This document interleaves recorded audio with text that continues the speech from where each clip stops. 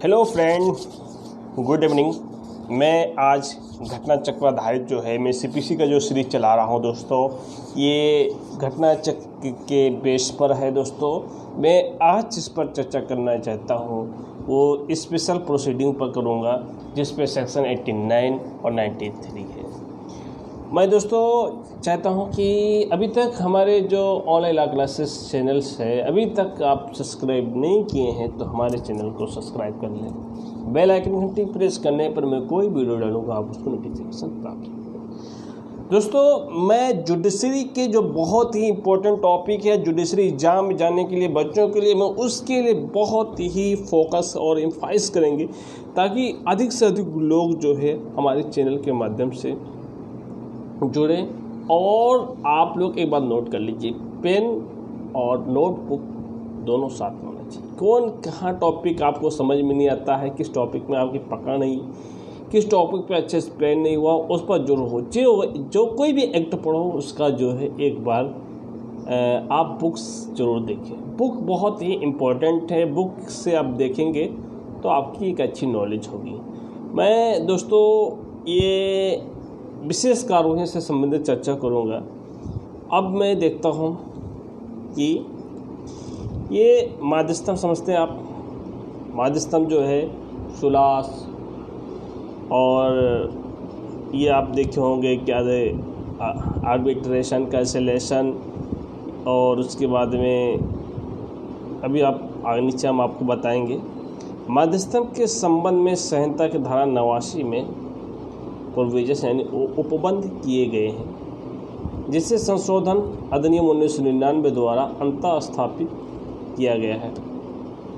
धारा 89 ये उपबंध करती है कि यदि न्यायालय को ये प्रतीत होता है कि निपटारे के तथ्य विद्यमान हैं, जो निपटारे के तथ्य हैं वो विद्यमान हैं, और ये पक्षकारों को स्वीकार है, जो न्यायालय के तथ्य है विद्यमान एग्जिट करता है और पार्टीज को एक्सेप्ट करता है, तो न्यायालय निपटारे डिस्पोजल निबंधनों को विनिर्मित करेगा।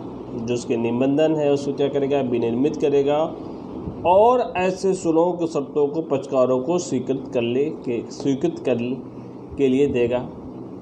तत्पश्चात ऐसे मामले पक्षकारों की इच्छा अनुसार निम्न अभिकरणों यानी निम्न एजेंसियों में से किसी एक को चुनने का विकल्प देगा। क्या क्या विकल्प देगा? माध्यस्थम, आर्बिट्रेशन, सुलह, मेडिसन, न्यायिक निपटारे, जुडिशियल जो है डिस्पोजल, जिसमें लोक अदालत के माध्यम से निपटारा शामिल है, मध्यस्थता। अब आदेश 10 नियम 2A के माध्यस्थम द्वारा मामले के निपटारे की प्रक्रिया का वर्णन करता है। आदेश 10 नियम 2A में जो है माध्यस्थम द्वारा मामले के निपटारे की प्रक्रिया का वर्णन करता है। अब उस पर मैं जब डायरेक्ट सीपीसी का देखेंगे तो उसमें डिटेल दिया है। ये मात्र समराई है दोस्तों, पीरी के पर्पज से ये हम आपको पढ़ा रहे हैं। अब बात करते हैं विशेष मामले, धारा 90 से लेकर आदेश 36 तक। ये क्या है? विशेष मामले हैं। धारा 90 के अनुसार न्यायालय को ये शर्त प्राप्त है कि यदि कोई व्यक्ति न्यायालय की राय के लिए किसी मामले का निविष्ट कथन करने के लिए लिखित करार कर लेता है, तो वहाँ न्यायालय विहित रीत से उसका विचार या अवधारण करेगा। आदेश 36 नियम 1 के अनुसार पक्षकारों द्वारा किसी प्रश्न के विनिश्चय के लिए लिखित करार कर सकेगा। इन कथन न्यायालय की राय है, यानी न्यायालय की राय के लिए होगा, और इन प्रश्नों के बारे में न्यायालय निष्कर्ष पर पहला क्या है? पक्षकारों द्वारा नियत धनराशि या न्यायालय द्वारा अवधारित धनराशि पक्षकारों में से किसी एक के द्वारा दी जाएगी। करार में विनिर्दिष्ट चल या अचल संपत्ति के पक्षकारों में से एक के दूसरे को दी जाएगी। तीसरी बात करता है पक्षकारों में के एक या अधिक पक्षकार करार विनिर्दिष्ट को कोई दूसरा विशिष्टकार करेगा या करने से विरत रहेगा। अब देखते हैं आदेश 36 नियम 3।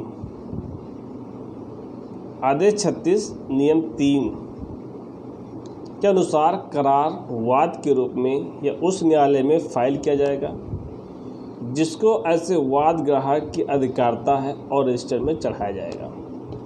आदेश 36 नियम 5 के अनुसार मामला सामान्यवाद की तरह सुना जाएगा और उस संहिता के सभी उपबंध लागू होंगे। पक्षकारों की परीक्षा के बाद उपयुक्त साक्ष्य लेने के बाद न्यायालय को यह समाधान हो जाता है कि करार उनके द्वारा सम्यक रूप से निष्पादित किया गया था।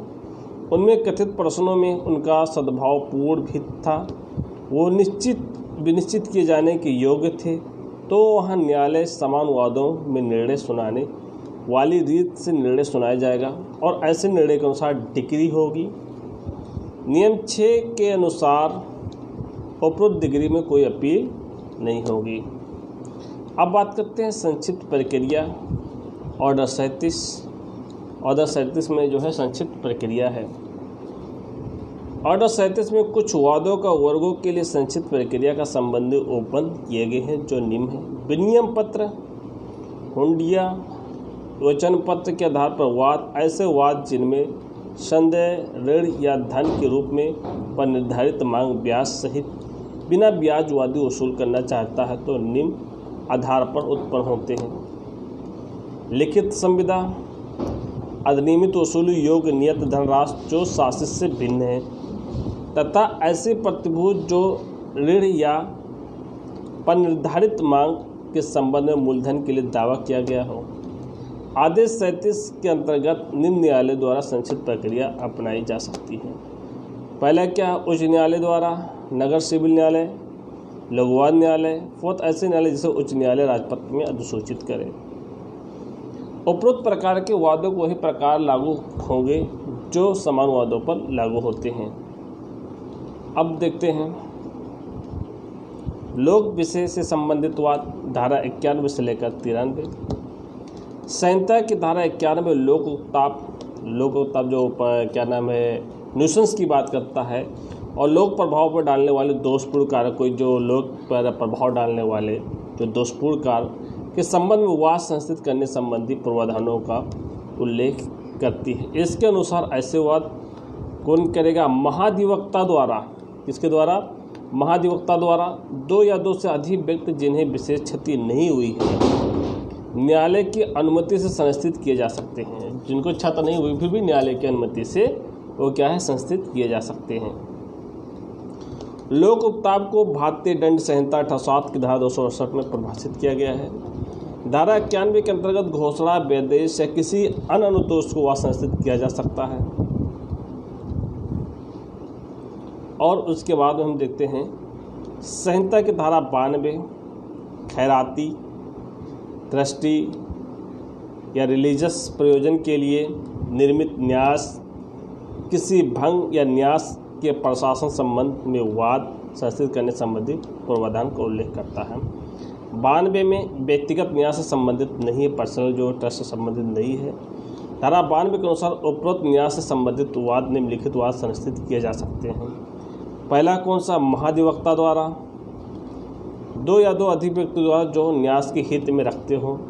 दो या दो अधिक व्यक्ति द्वारा जो न्यास में हित रखते हों जिन्हें न्यायालय की इजाज़त प्राप्त कर ली हो। वाद आरंभिक अधिकारिता वाले प्रधान सिविल न्यायालय में या राज्य सरकार सशक्त किए गए अधिकारिता वाले न्यायालय में संस्थित किया जा सकता है। अब हम बात करते हैं प्रश्न कोश से संबंधित बात करेंगे। मध्यस्थम क्या है? क्वेश्चन ये कहता है कि मध्यस्थम क्या है। मध्यस्थम वो कार्रवाई है जिसमें वाद के पक्षकार आपसी सहमति से वाद को न्यायालय से बाहर पक्ष निर्णय या सुलह द्वारा निपटाने के लिए सहमत होते हैं। क्वेश्चन है मध्यस्थम संहिता में कहाँ उपबंधित किया गया है?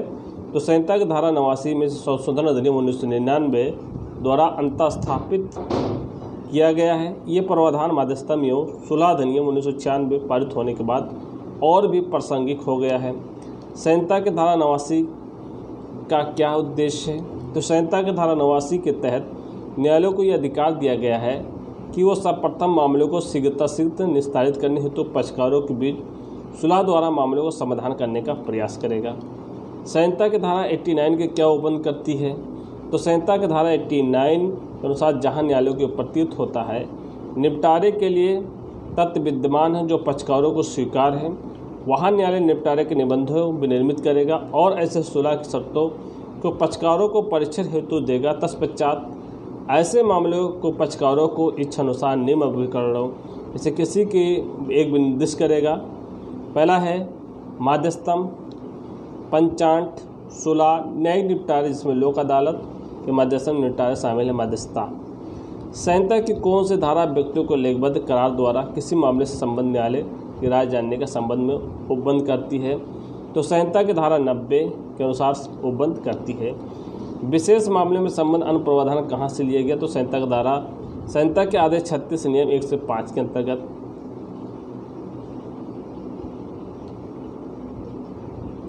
संहिता के किस लोक उपताप से संबंधित वाद संस्थित किए जाने को उल्लेखित संहिता धारा 91 के अंतर्गत वाद किसके द्वारा संस्थित किया जा सकता है? तो उत्तर है 91 के अंतर्गत लोक उपताप ऐसी ही अन्य कार्य से संबंधित मामले वाद निम्न द्वारा संस्थित किया जा सकता है। पहला, महाधिवक्ता द्वारा, न्यायालय की इजाजत 2 या 2 से अधिक व्यक्ति द्वारा जिन्हें से लोक उपताप या अन्य दोषपूर्ण कार्य को से विशेष नुकसान भी न हो पाई हो।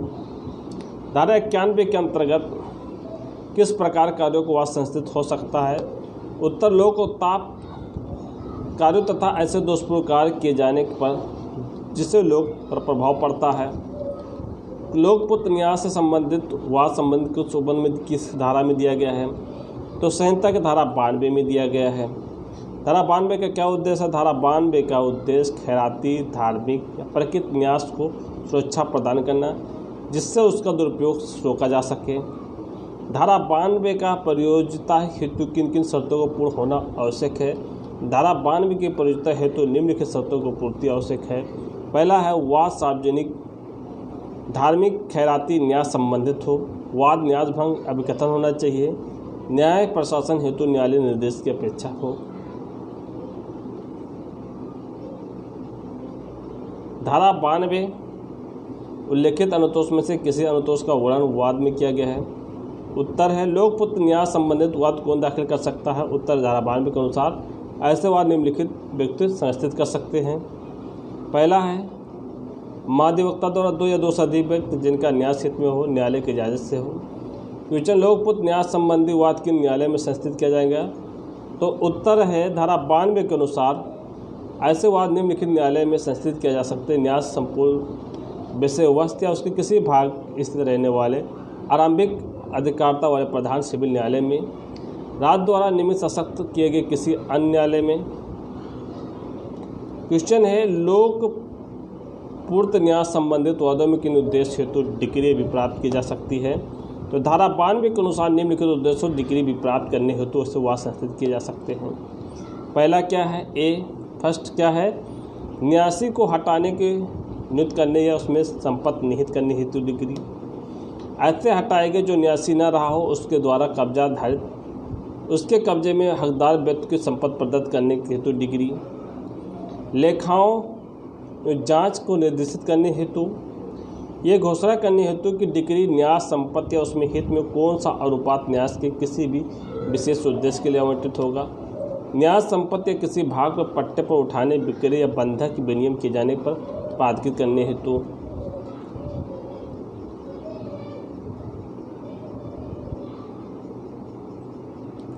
स्कीम स्थिर कराने हेतु, मामले की अपेक्षा अनुसार अनुतोष प्रदत्त करने हेतु।